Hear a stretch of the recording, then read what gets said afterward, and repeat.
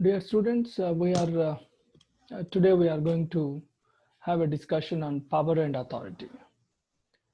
Uh, this is a very important topic because the what is money to economics, here power is to politics.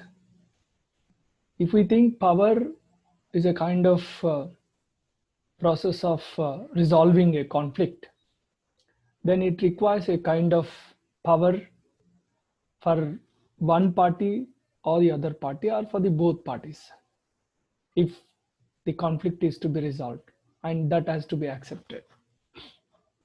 So here the entire politics revolves around politics. Earlier political science emphasized on institutions like state and government, but the modern political theory, especially after the behavioral revolution emphasized on what is uh, the behavior of the individual, or the people who exercise power, or the behavior of a voter. So the focus shifted from institutions like government and state, to the processes. The processes involve activities, behaviors. So emphasizing or focusing on these aspects, has become very important in the in the development of political theory. So today we are going to have a discussion on the power and authority. In political theory, what is the role of power and what is its position, and how we should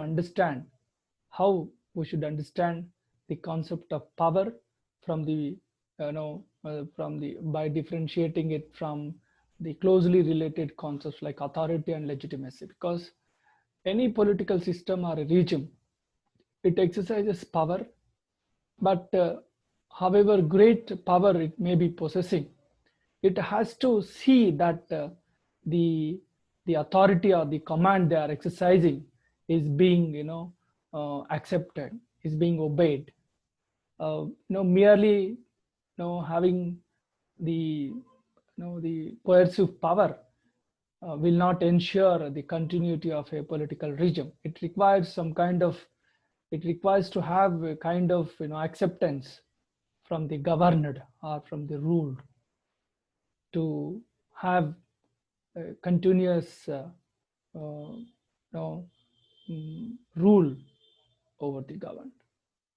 So how we should understand the concept of power, and also uh, authority and legitimacy? Let us begin our discussion.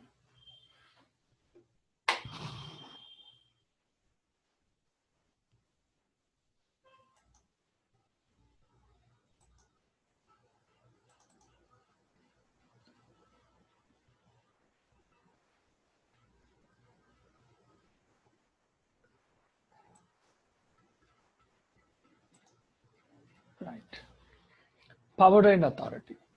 Political power refers to the influence exercised by formal and informal organs of the state. So here basically power is a kind of influence. In human relations, people, a few people, especially in political system, a people exercise a kind of influence, so that they continue the rule, or they maintain the rule. uh, Power in politics is always political power. Power of the state, power of the government, and power of the laws through which government operates. So in the state, we find the government and the government functioning through the law is all about the political system that we study in political science. These formal organs in turn are influenced by the informal organs, which not only take the form of political parties in power and in opposition, but also large number of pressure groups, public opinion, popular movements, and mass media, etc. Here we have to understand that in political system there are two types of organs. The formal organs are, legislature, executive, and judiciary, which are the organs of the government, and also there are informal organs, which are very important, which are in dynamic in nature.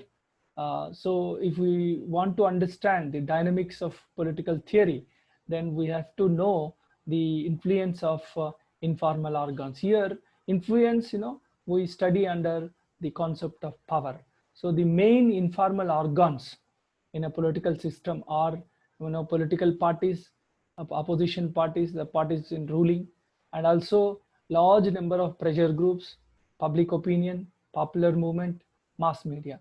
These are the informal organs which have, great influence over the functioning of the government in a political system. Therefore, the comprehensive analysis of power goes beyond formal organs of the state. So the traditional political theory emphasized on only formal organs of the government, like, legislature, judiciary, and executive. But the modern political theory equally gives importance to, informal organs. Informal organs are the organs beyond the formal organs just now we have mentioned, like public opinion, political parties, and pressure groups. So when we study the concept of power and authority, we should keep in mind the both uh, formal organs and informal organs. And we will be able to understand the dynamics of the political theory.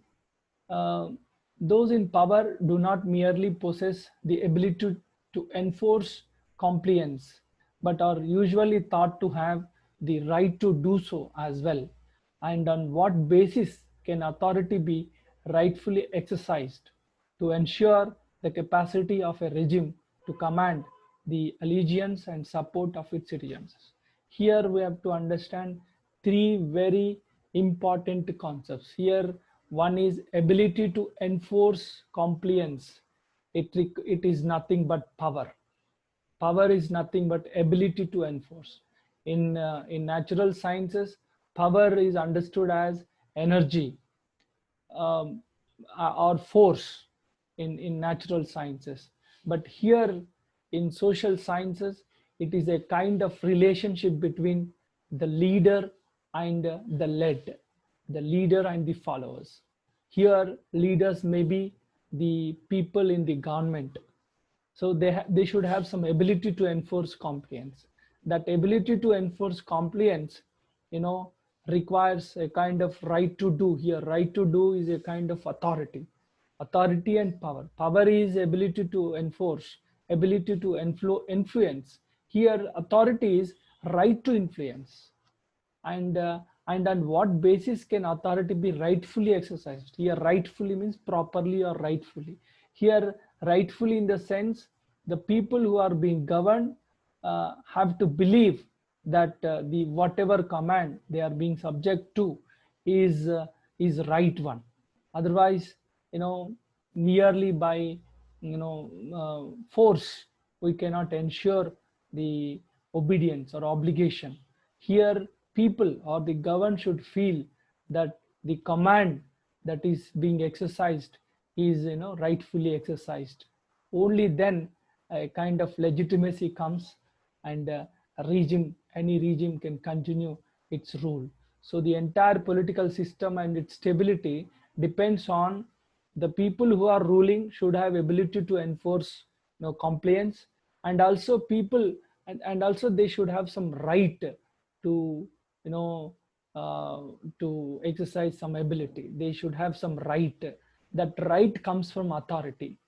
And also the authority and the ability should have been perceived or should be perceived as rightful. That is legitimacy. So we should understand three important closely related concepts here. Here power is ability to influence, and authority is right to do that, right to make influence. And also here legitimacy, it should be rightful one. People should feel that the regime that is in the power is right one. Only then legitimacy comes, and the stability of the regime will be ensured. uh, Power, authority, and legitimacy. Just now I have now given the conceptual understanding of power, authority, and legitimacy, where how they require, where they require. Here, power too. Here, power gives two important ideas: power to, power over. Power to is ability to achieve a desired outcome. It is a kind of ability to achieve a desired outcome. And power over, it is also it also implies that exercising a kind of control by one person over another. So you are exercising a kind of control over the people. And power is also power also implies ability to influence. So the people who are in the governance, or who are governing, should have ability to influence the behavior of another. So power gives these three important ideas, implies these three important ideas. And authority is right to influence. It is either due to law. That right you will get either because of law or because of tradition and unique character. You will find how authority, that is right to give orders. Here authority, we should understand it as a kind of right to give orders. So this right to give orders and its acceptance depends on so many aspects like law, tradition, and unique character. And legitimacy is rightful influence. So when when influence is exercised, that influence should have that ability to influence should have a kind of right that should flow either from constitution or from law. That is one important aspect. And another one is it should be rightful one. Only when people feel that it is rightful one, then they will obey it. So for ensuring the stability of a region, we require these three important activities, these three important dynamics. The exercise of power and the exercise of authority sometimes overlap. So even though they are different, conceptually they are different, but they overlap. How they overlap? Let us see. Authority is never exercised without power. This is important. Authority is never exercised without power. For example, you take the prime minister. All the ministerial colleagues and all the people in the government give support, have confidence in him, and they obey whatever order that prime minister gives. So that is, they believe that prime minister has every right to order them, to order them. That is from the authority. So prime minister has authority, but without power. That power means without prime minister having a kind of power to punish or power to promote any of his ministerial colleague, or power to remove, then that authority may not be accepted always. And also power usually involves the operation of at least limited form of authority. And see, the capacity to influence, when you have capacity to influence, when you have right, when you have right over your subordinates, so that right flows from the authority. So, and also if you make any law, law will have authority.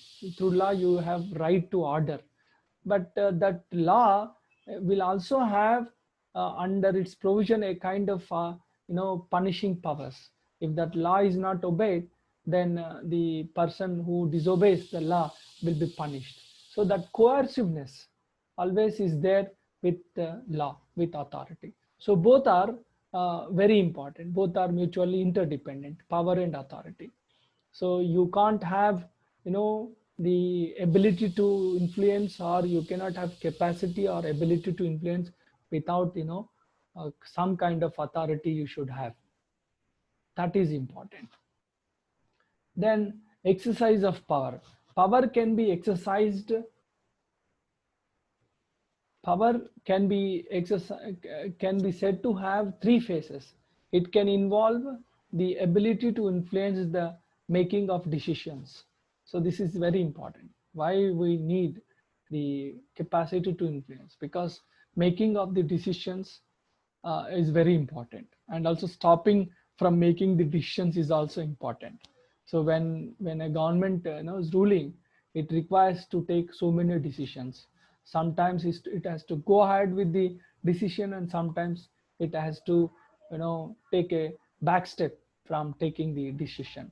So it all involves a kind of influence, uh, and also it may be reflected in the capacity to shape the political agenda and thus prevent decisions being made. So political agendas are also are made based on so many influences, so many power, the groups and their powers. It may take the form of controlling people's thoughts.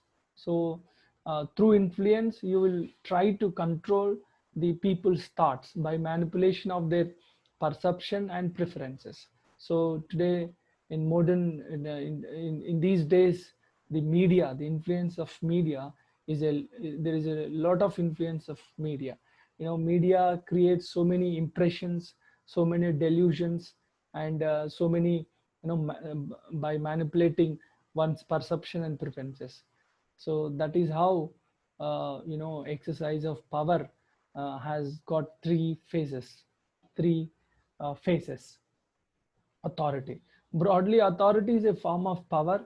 It is a means through which one person influence the power of another. Here, means you get a right through authority. So authority as a right. So here in the society, when we find the right to give orders, the right to give orders depends on three important factors in the society.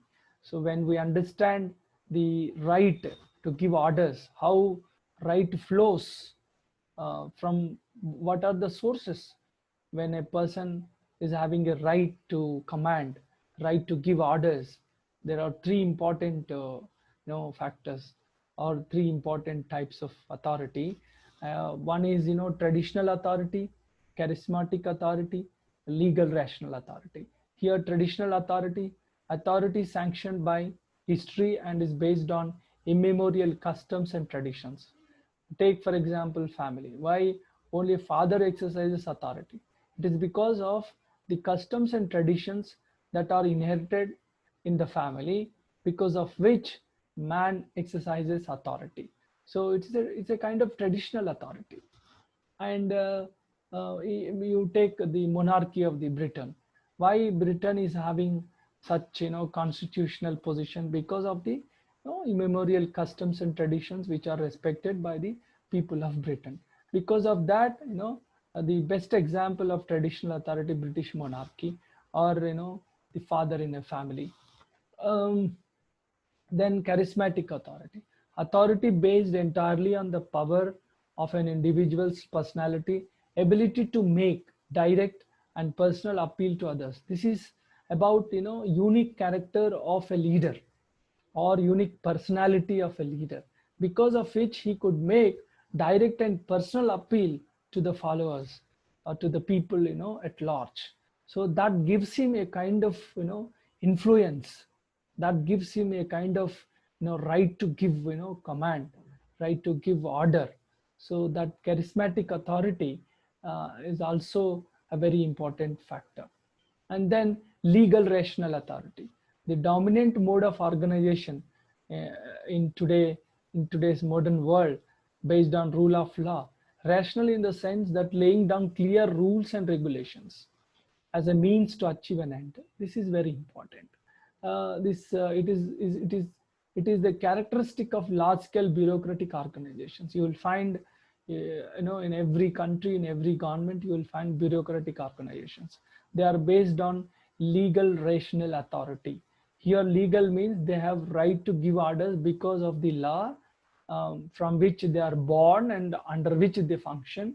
And also it is rational because to perform any function, there are clear-cut rules and regulations. So you have clear-cut means to achieve the purpose of an organization. So that is how bureaucratic order is shaped by the need for efficiency and rational division of labor. This is what is said by Weber, Max Weber, who a great German sociologist who dwelt with bureaucratic organization, which is based on legal rational authority. So you have in the society, you will find three kinds of authorities. One is traditional authority and charismatic authority, which is based on a unique character of a person, of a leader, and also bureaucratic organizations. You will find in all modern day government systems, you will find bureaucratic organizations which are based on legal rationality. Legitimacy. Legitimacy simply means rightfulness. Before just now we have learned that legitimacy is a kind of rightfulness. Legitimacy is the quality that transforms naked power, that is absolute power, into rightful authority. The power based on coercion is naked power. So based on coercion, a power cannot be sustained. Influence cannot be sustained, or a regime cannot be sustained. So it has to be transformed into rightful authority, that people should feel that the power that is being exercised is right one, is for their benefit. It confers on an order or command an authoritative and binding character, ensuring that it is obeyed out of duty rather than because of fear. So that is important. Legitimacy gives a kind of rightfulness. So that is important for peaceful exercise of power. As Rousseau put it in the social contract, the strongest is never strong enough to be always the master unless he transforms strength into right and obedience into duty. Here, this is how the question of legitimacy comes and the significance of legitimacy comes. Thus, legitimation crisis is particularly serious since it casts doubts on the very survival of the regime or political system. Power and legitimacy. The power can be said to be legitimate only if three conditions are fulfilled. If that power is exercised only through established rules. Here, established rules are in two forms: formal legal codes or informal conventions. See, for example, British Constitution is informal conventions. Indian Constitution is legal codes, is in terms of legal codes. So if you want to exercise power with legitimacy, you have to exercise that influence within the purview of the Constitution, maybe written or unwritten. And then those rules must be justified in terms of the shared beliefs of the government and the government. So whatever rules are made, that rules should be acceptable to the government and the governed. This is second condition. And third condition, legitimacy must be demonstrated by the expression of consent on the part of the government. This is very important. The consent is very important. Whether the consent may be tacit consent, as propounded by John Locke, or explicit or expressive consent, like in the case of John Hobbes. So these three important conditions are very important to ensure legitimacy. Then this is very important, ideological hegemony. So far we have learned why the power is exercised, how through which power is exercised, how through authority power is exercised, and again the legitimacy, how legitimacy transforms the naked power into a legitimate power. So legitimacy requires a kind of acceptance, a kind of consent. Now here, ideological hegemony, here the dominance of ideology. There are two kinds of ideologies broadly.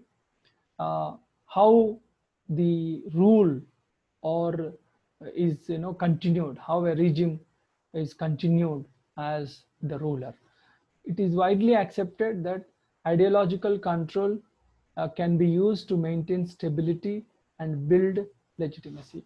Here, ideological hegemony means the ruling class, through its ideology, tries to maintain stability and build legitimacy.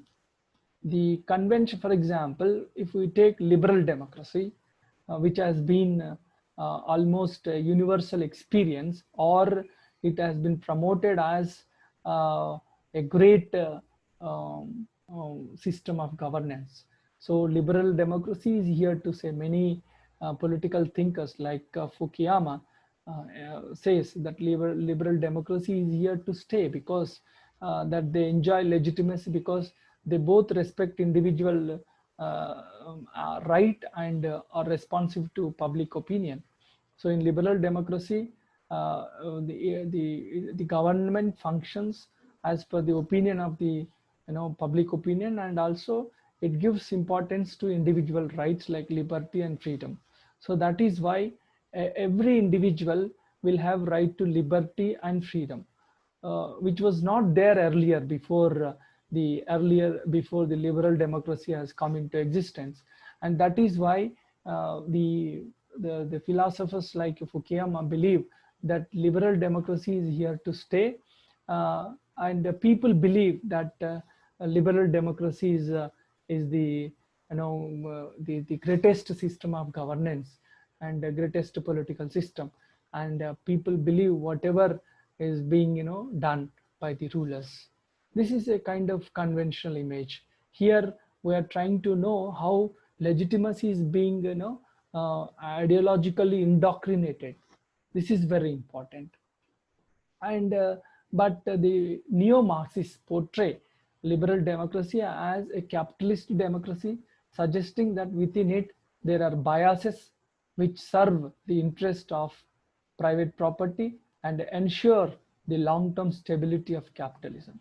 So, but the neo-Marxists say this liberal democracy, though it is portrayed as very objective and very great, but neo-Marxists say that it is biased. It is biased towards the private property and also towards the capitalist class. And because of this capitalism and bias towards capitalist class, there is lot of inequality, and majority of the people suffer, according to neo-Marxists. So this is a kind of ideology that is being opposed by the neoliberals to make sure that liberal democracy is here to stay. And neo-Marxists, by deeper analysis of the functioning of the liberal democracy, they try to portray as the liberal democracy is so biased towards the rich. So this is a kind of ideological hegemony that is being resorted to by the rulers. So this is important.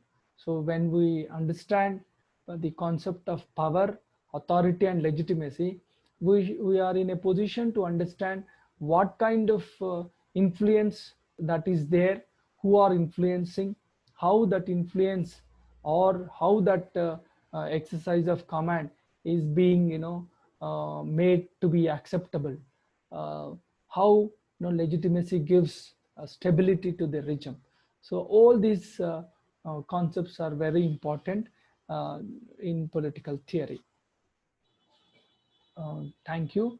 This is a very important topic. Please go through the slides again and listen to the talk again and again. Watch this video. Thank you very much.